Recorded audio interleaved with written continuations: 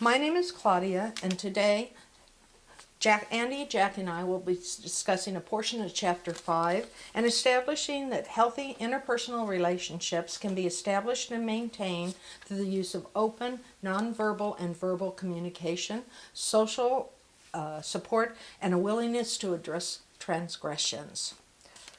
We will address each of these areas individually and demonstrate the least and most favorable way to communicate. Everything we say has meaning. Every statement we make is how we feel about the recipient and their relationship to us. These are content and relational messages.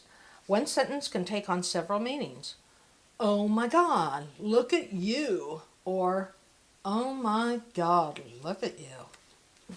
Then there's a hidden meaning, or the meaning under the meaning, or metacommunication. I may say I'm fine, but I actually mean that I had a really bad day and I need to talk.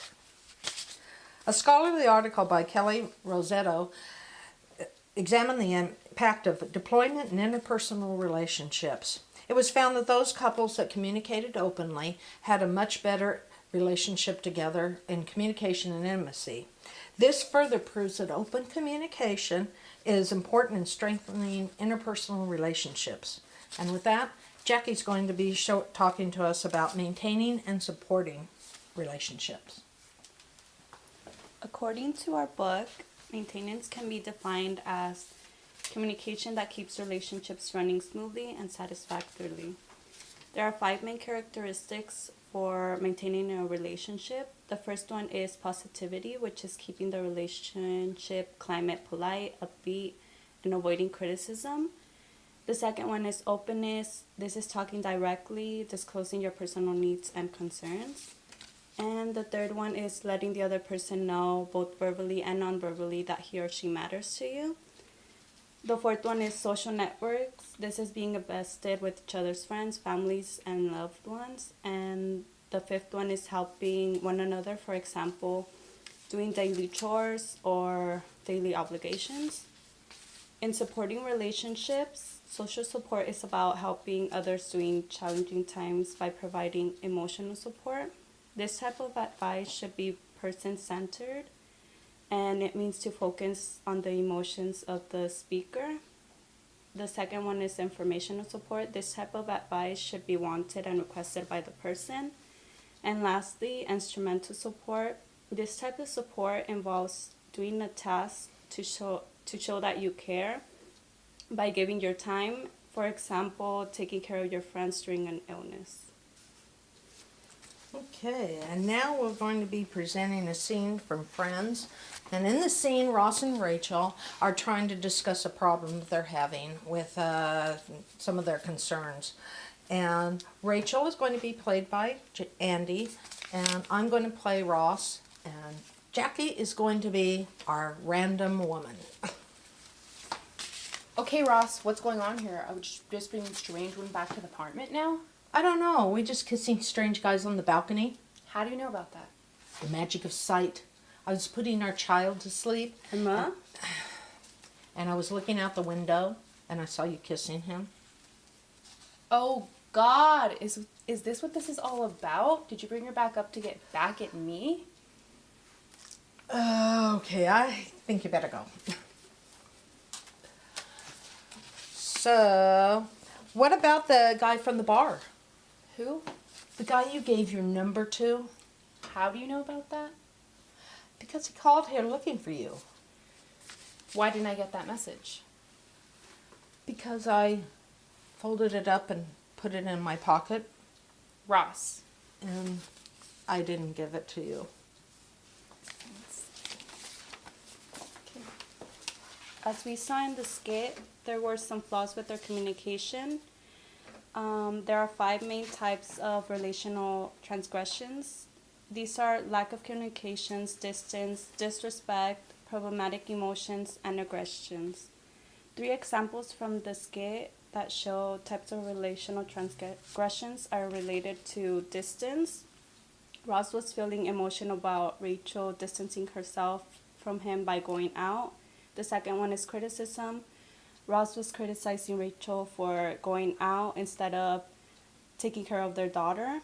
And the third one is jealousy. This involves both of them because Rachel was getting upset at Ross for bringing up a girl to their apartment, and Ross was hiding messages from Rachel. Okay. So I'm going to be talking about repairing damaged relationships, and first we have to know what relational transgression means. Relational transgression means that it is when one partner violates the explicit or implicit terms of relationship, letting the other one down in some important way. There are 4 types of relational transgression. The first is minor versus significant, and this is when something like a little bit of jealousy can be a way to show affection, but when it gets to be too much, it can damage a relationship. The second is social versus relational. Some transgressions violate social rules shared by society as a whole, and others are relational in nature, so unique to relationships. The third is deliberate versus unintentional, and this one's present in the skit. Ross deliberately brought over another girl to make Rachel jealous. And the fourth one is one-time versus incremental. This one is also present in the skit. Ross let his jealousy build up and acted in a fit of jealousy towards Rachel. In a scholarly journal by Denise C. Marigold and Joanne E. Anderson, says that destructive responses to conflict lead to lower satisfaction in a relationship. This gives some insight on what people in relationships should do to maintain a healthy interpersonal relationship. And lastly, to fix the relationship between Rachel and Ross, they should 1. Talk about what happened, 2. Apologize for what they did wrong, and 3. Make sure that their nonverbal behavior matches their words. So now we're going to reenact the skit with all of those things. Okay, Ross, what's going on here? Are we just being a stranger going back to the apartment now? I don't know. Are we just kissing strange guys on the balcony? How do you know about that? The magic of sight. I was putting our child to sleep. And... Emma? Okay, Right. I think it's time to go now. Okay. I'm sorry. I was jealous. I just wanted to get back at you. And I know it was wrong. I'm sorry I didn't help you with the baby. I'll help you next time. Me too. Can we just sit down and discuss this like adults? Of course. So, to recap, our original thesis was healthy interpersonal relationships can be established and maintained through the use of open verbal and nonverbal communication, social support, and a willingness to address transgressions. We also discussed content and relational messages and metacommunication. Jackie showed us how to maintain and strengthen a relationship, and Andy showed us how to repair damaged relationships. We also got to take a look at Rachel and Ross and deal with their lack of constructive communication skills. Fortunately, we were able to turn this around into a cozy little fractured family. I hope you enjoyed our presentation and it helps you in future and current relationships.